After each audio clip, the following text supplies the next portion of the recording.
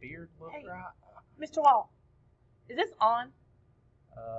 Is this Ooh, working? I think it is on. Can you hear me? Elsa, can you hear me? Oh, Do wait. you want to play a game? Mr. Wall, there's a red dot there. I think it's recording. Hello, environmental science students. My name's Mr. Wall, and I'm going to be one of your teachers this semester. And I'm Miss Taylor, and I will also be one of your teachers this semester. Yeah, we're sending you this video because you're going to be in our class, and we want to welcome you and give you some information. And just so you know, whether you're taking this class online or in person, you'll be doing the same work in the course.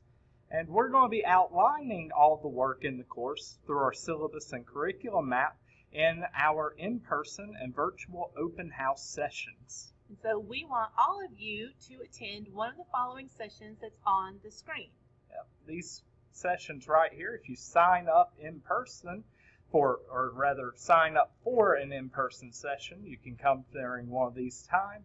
If you want to do a virtual open house, you can come to a Google Meet on Tuesday at 4, Tuesday at 5, Wednesday at 6, or Wednesday at 7.